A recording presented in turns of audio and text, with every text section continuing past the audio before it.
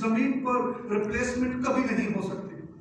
بزرگوں کی کبھی ریپلیسمنٹ نہیں ہو سکتی۔ میں صاحب سے ساتھ کھڑا ہوا تھا، میں کہہ رہا تھا کہ صاحب آپ ہمارے لیے بزرگ ہیں، آپ ہمارے لیے اہمیت رکھتے ہیں، اور ہمیں بزرگوں کی اشد ضرورت ہے تاکہ ہم ان کی رہنمائی میں چل سکیں۔ پھپھو کی جو ایک خاص خوبی جو میں نے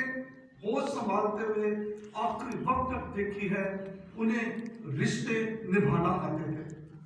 وہ رشتوں کو لے کر چلتی تھی، اور یہ ان کی ایک خاص خوبی تھی کہ وہ رشتوں کو لے کر چلتی تھی۔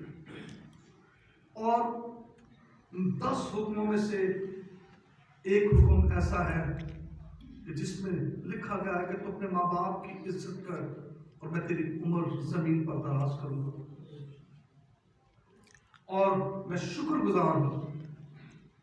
رفائل کا، حزقیل کا، شوکت اور شہزاد کا، بہوؤں کا، ان کے بیٹے بیٹیوں کا، بچوں کا، کہ انہوں نے بہترین طریقے سے اپنی ماں کی خدمت کی ہے، اپنی دادی کی خدمت کی ہے، انہوں نے بہترین طریقے سے، اور انہوں نے کلام کے وہ برکت کو حاصل کر لیا۔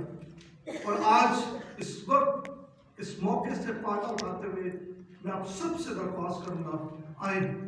رشتوں کی قدر کرنا شروع کریں، رشتوں کو اہمیت دینا شروع کریں، اور جہاں پر ہم اپنے ماں باپ سے خون گرم ہیں، اگر ہم اپنے ماں باپ سے ناراض ہیں، بہن بھائیوں سے ناراض ہیں، تو آئیں اپنے رشتوں کو دوبارہ سے بحال کریں، کیونکہ عزت اس وقت تک ہی ہے جب تک وہ زندہ ہے۔ آئیں زندہ رشتوں کی قدر کریں، جب وہ اس دنیا سے رحلت کر جاتے ہیں پھر آپ ان کے پیچھے جو مرضی کرتے رہیں، اس کا کوئی فائدہ نہیں ہے۔ اگر آپ نے جیتے جی ان کے لیے کچھ نہیں کیا، ان کی خدمت نہیں کی، تو پھر آپ جو مرضی کر لیں، آپ کچھ بھی آپ کو حاصل نہیں ہو سکتا۔ میں نے ان سے، اپنی پھپھو سے اس بات کو سیکھا ہے